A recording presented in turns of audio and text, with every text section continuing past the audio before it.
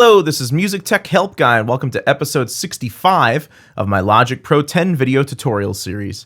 In this episode, we're going to talk about EQing and compressing the vocals, finally. Like I said, I kind of want to get the rhythm section sounding okay before we add the vocals in, so we're going to add our vocals in today.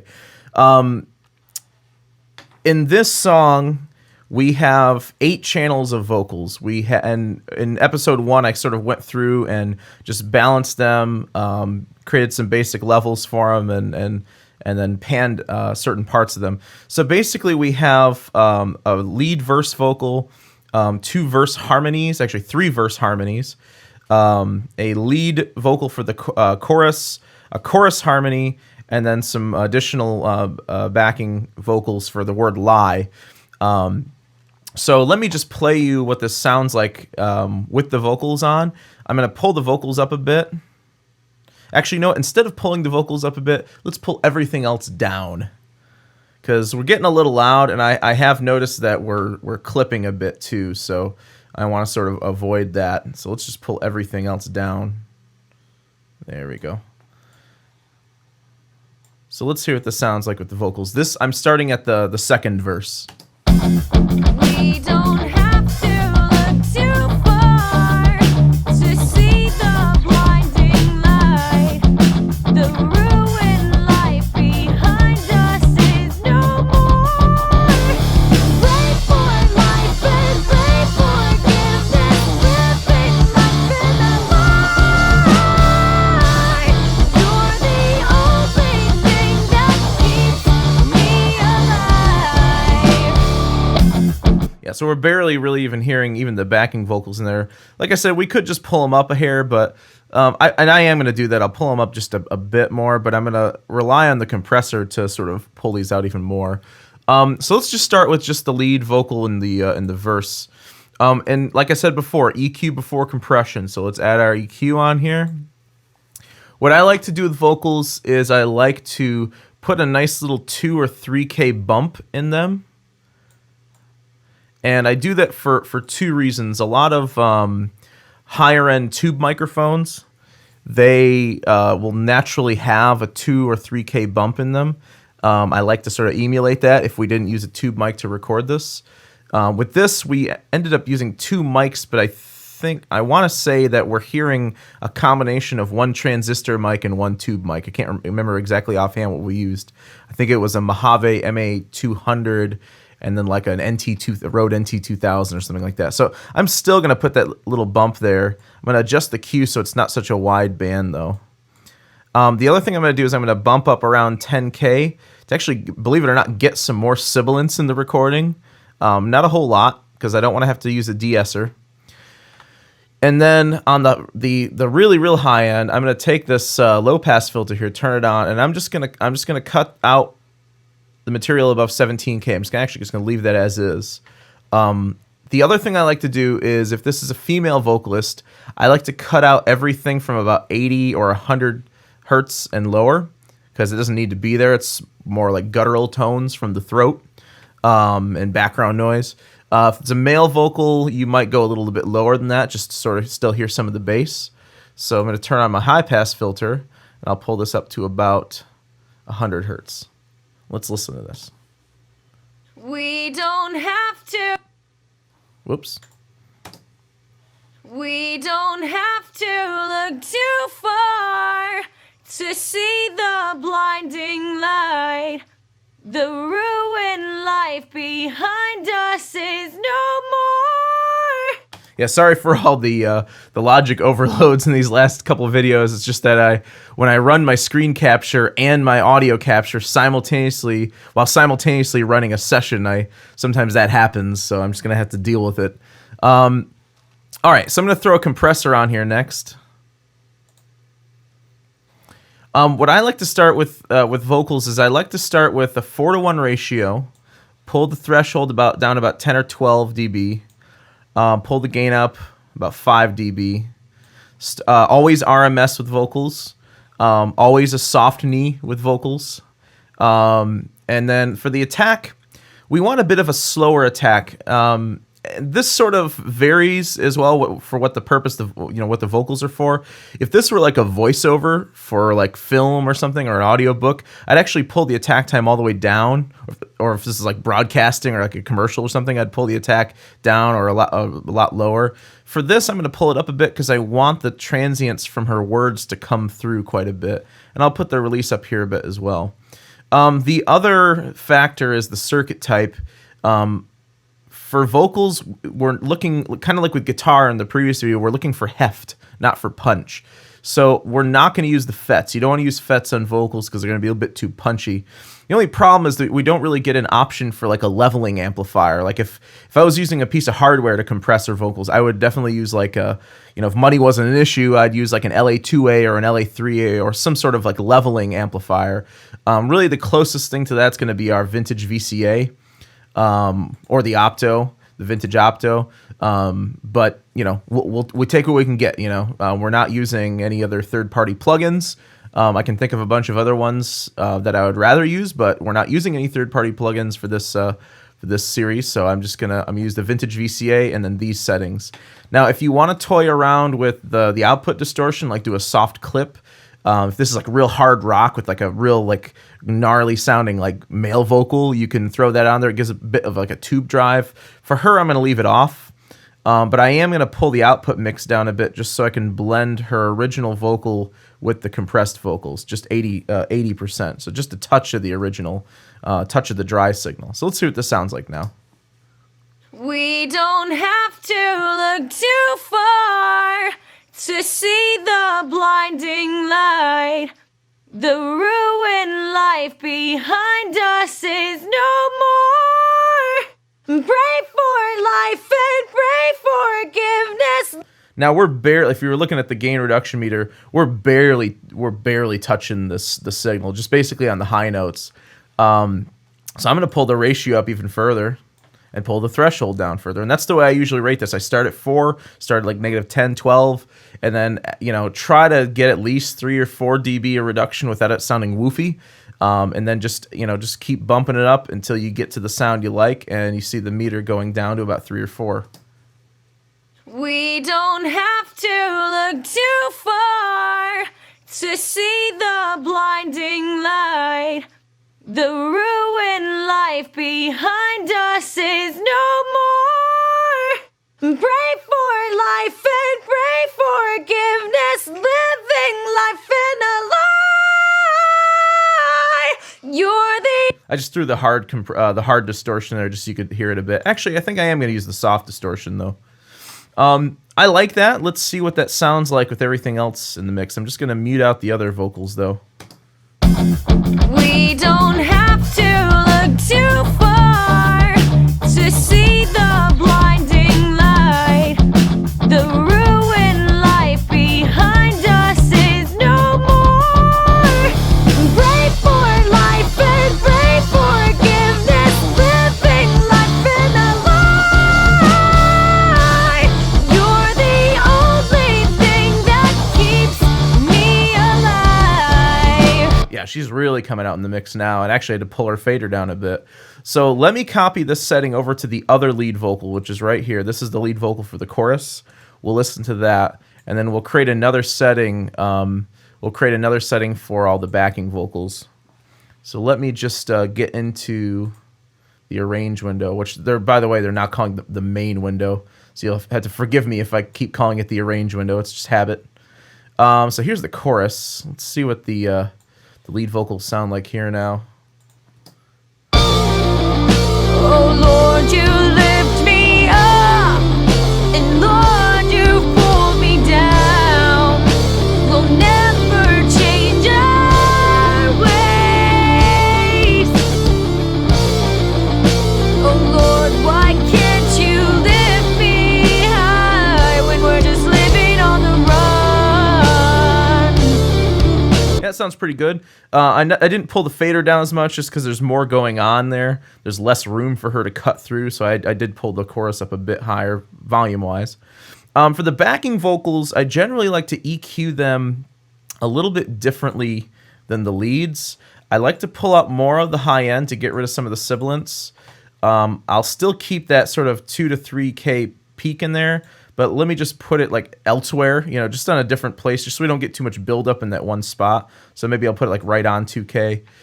You can also sort of afford to scoop a little bit more of the low end out. So we're sort of doing a really wide band pass of the backing vocals. And then I'm just going to duplicate this over to all of the other backing vocal tracks. Just again, holding Option. Again, I apologize if you see a bunch of lag. It's the screen capture. There we go. Whoops. There we go. Compression-wise, I'm probably going to keep it the same, but I'm probably going to pull the makeup gain down a hair, because these don't need to be as loud. We can always just pull the fader down later too. So again, just copying. There we go. So let's hear what these sound like. I'm probably going to have to pull all these backing vocals down a bit. These harmonies. Let's give that a shot. Oh Lord, you lift me up, and Lord, you pull me down. We'll never change our ways. Oh Lord, why can't you lift me high when we're just living on the run? Yeah, let me just hear that by itself, just the chorus and the harmony. My general rule about backing harmonies is that if you have to like artificially generate them, which I did here, I used Melodyne to artificially generate this harmony. If you have to do that, tuck it back in the mix far enough so that the listener barely even hears it's there, but it more or less enhances the vocal without, like if someone has to say, oh, that's a really cool artificially generated backing vocal, then it's probably too loud. It's the same way I feel about reverb. People have to say, oh, I really like that reverb. Probably means you're using too much reverb. So it just should be there to enhance the vocal, but not necessarily be that noticeable. Oh Lord, you lift me up, and Lord, you've pulled me down. We'll never change our ways. All right, cool. Let's listen to this in the verse and pre-chorus here. We don't have to look too far to see the blinding light. The ruined life behind us is no more. Pray for life and pray forgiveness, living life in a lie. You're the only thing that keeps me alive. We don't I just pulled those up on the word lie there. Let me just jump over to the pre-chorus. pray forgiveness, living life in a lie. You're the only thing that keeps me alive. Pray forgiveness, living life in a lie. You're the only thing that keeps me alive. Cool. So there's some other things we can do with this later, like with reverb and maybe some delay, and there's some spreading effects I'll show you guys later when we get into getting into our time-based effects. But for now, that's a pretty decent start. Let me just go ahead and just double check and reference this at the beginning of the song in the first verse. Let's just make sure it sounds okay. We don't have to look too far. Actually, now we could actually afford to sort of pull these instruments back up in the mix. So let me go ahead and just pull all that back up. I just want the guitars to be sort of a bit more in your face than they are right now. To see the face of destruction. You ruin life, you ruin life for me. Pray for death to take me quickly, living life in a lie. You've already taken my job from me. Pray for death to take me quickly, living life in a lie.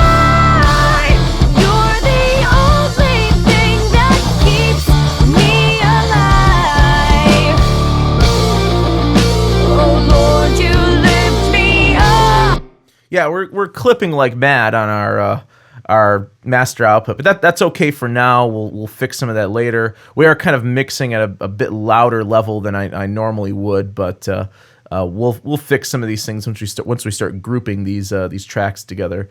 Now, as far as the synths are concerned, the synths don't. I mean, unless you hear like a tonal or dynamic imbalance in them, there's really no need to compress them. You could compress them a bit just to, like I said, to pull down the dynamics, or if you find that they're not cutting through the mix well enough, you can just pull up sort of a peak or a band in the EQ to make them stand out a bit more. But there's no hard or fast rules about EQ or compression for the synths. My synth tracks they're supplementary. They're basically just helping to add sort of to the ambience of the song and the pre-chorus and the chorus. They're not really serving any real major musical function. The one in the pre-chorus is just a sort of like stuttering, morphing sound.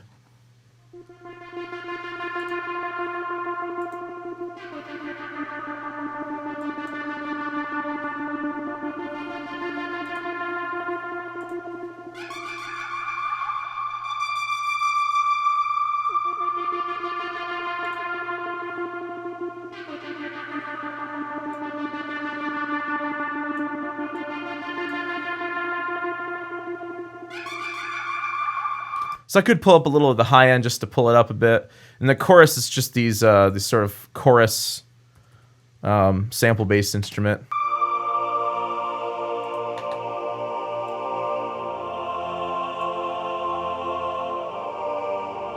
I really want that to be in the background. It's just sort of giving the power chords in the guitar some sort of more harmonic character by filling in the thirds. That aren't there in the power chords in the guitar. Oh, by the way, there was one more thing that I didn't mention that I want to mention real quick. The other reason why, and I sort of got myself off track as I typically do.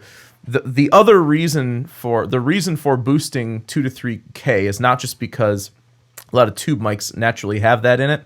The other reason for boosting 2 to 3K is that it's really common in stereo recordings for speakers. If you're listening to a speaker system, of course, not in headphones, it's really common for things that are pan center, like lead vocals, to have a slight cancellation in about 2 or 3K.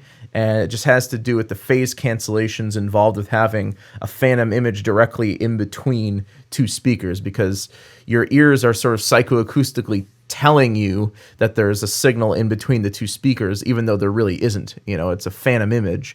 And so what can happen with speakers just being spread out is the waves can actually cancel themselves out depending on the distance and the distance apart and how they're angled and everything. So it's pretty common to hear a bit of a 2K loss for things pan center, especially with vocals. So I tend to boost that back up just to sort of make up for that. If this were, say, a surround sound mix where we actually have a center speaker, there's no need to put that 2K boost in there, because you don't get that loss when there's a physical image, not, there's an actual center image, a center speaker, not a phantom image. All right, so I hope you enjoyed the video. Once again, if you want to purchase this session, you can. It's available on payloads.com. I will put a link in the video description below so you can get to that. So if you want to practice along with me, you certainly can. Eventually, we will get to talking about, and it might be in the next video, I'm not sure yet, but we'll eventually get to using outboard gear with Logic, which is really cool. It allows you to not have to use a plugin. You can use an actual piece of hardware to compress with or to EQ with or whatever.